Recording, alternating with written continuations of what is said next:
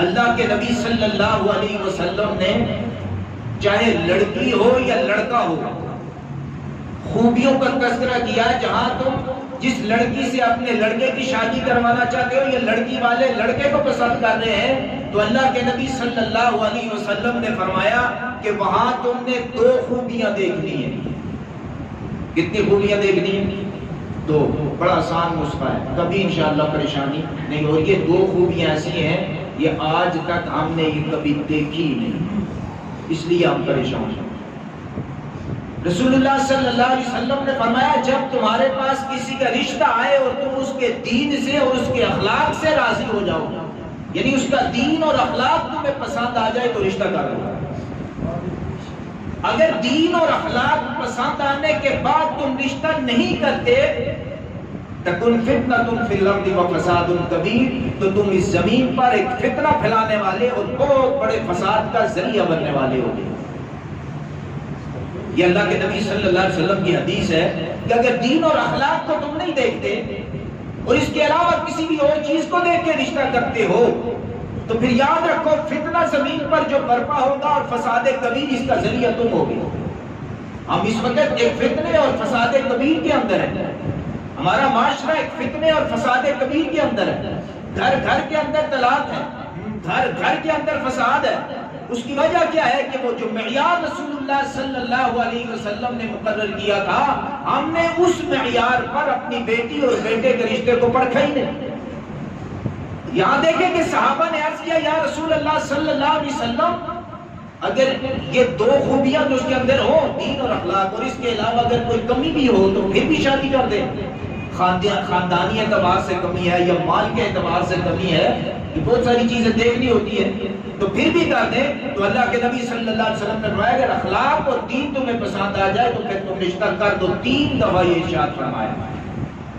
یہاں اللہ کے نبی صلی اللہ علیہ وسلم نے مال کو معیار نہیں بنایا, اس کو جمال کو معیار نہیں بنایا, حسب اور نسب کو معیار نہیں بنایا. 2 چیزوں کو معیار بنایا ہے کہ لڑکی ہو یا لڑکا 2 خوبیاں دیکھنی ہیں, اس کا دین اور اس کا اخلاق, کہ جس کے اندر یہ 2 خوبیاں ہوں گی رشتہ کر دو. اور یہ 2 خوبیاں ایسی ہیں جتنی اس کے علاوہ خوبیاں دنیاوی ساری ختم ہونے والی ہیں. مال کو دیکھ کے شادی کرتے کسی کو پتہ ہے کہ میرا مال کب تک میرے پاس ہے. آپ اس معاشرے میں ہم آنکھوں سے دیکھتے ہیں غریب ترین آدمی ایک 20 سال 25 سال کی محنت کے بعد اللہ نے کہاں کھڑا کیا ہوگا. ایسے کئی مثالیں اللہ نے بڑا مال و دولت دیا. بدل کا لیام مداولھا بین الناس, یہ دنیا تو آزمائش کی جگہ ہے, آج اس کے پاس کچھ بھی نہیں.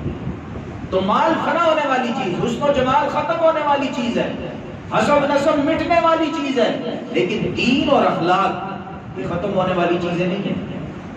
حسن کی بنیاد پہ شادی کرتا ہے, حسن مان پڑ گیا ختم. مال کی بنیاد پہ پڑ کرتا ہے, مال ختم ہو گیا ختم. میرے محترم دین اور اخلاق یہ ختم نہیں ہوا کرتے, اور اس کی بنیاد پر جب رشتہ کرو گے کبھی پریشانی لاحق نہیں ہوگی. یہ اللہ کے نبی صلی اللہ علیہ وسلم نے. ہم کیا کرتے ہیں, ہم سب سے پہلے مال دیکھتے ہیں. سب سے پہلے تو لڑکی والے بھی اور لڑکے والے بھی. اب لڑکے والے دیکھتے ہیں کہ لڑکی کے ماں باپ کے پاس کتنا مال ہے, ہمیں کتنا جہیز دے گا, کار دے گا, بنگلہ دے گا, کوٹھی دے گا, فرنیچر دے گا. اب یہ چیز لڑکی میں دیکھ کے لڑکے والے اس کو پسند کر رہے ہیں. لڑکی والے دیکھتے ہیں لڑکا کما کتنا رہا ہے, دیکھنا بھی چاہیے, آگے اس کا بھی تذکرہ آئے گا. آگے اخلاق اور دین کے علاوہ کون کون سی وہ چیزیں ہیں جو انسان میں ہو پھر بھی رشتہ نہ دو, وہ بھی ہے, تو پریشانی کی بات نہیں. یہ بنیادی خوبیاں ہیں.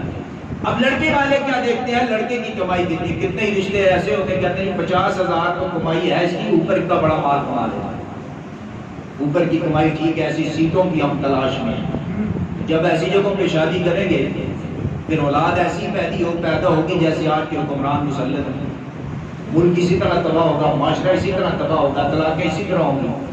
ہم نے دین اور اخلاق 2 بنیادی چیزیں تو دیکھی نہیں.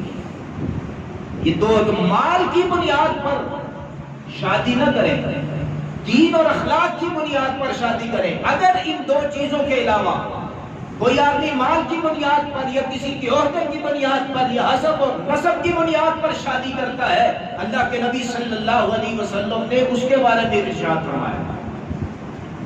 فرمایا جو عزت کی بنیاد پہ شادی کرتا ہے, یعنی شادی کرنے والا کسی لڑکی سے یا لڑکی لڑکے سے اس لیے شادی کرتی ہے کہ اس کا باپ وزیر ہے، اس کا باپ بڑے عہدے والا ہے، اس کا باپ بہت بڑا بزنس مین ہے، اس کے باپ کا پورے ملک کے اندر ایک نام ہے، میں وہاں شادی کروں گا تو وہ کہیں گے یہ فلاں صاحب کا داماد ہے، میری عزت میں اضافہ ہوگا۔ یہ ہے عزت کی بنیاد پہ شادی کرنا۔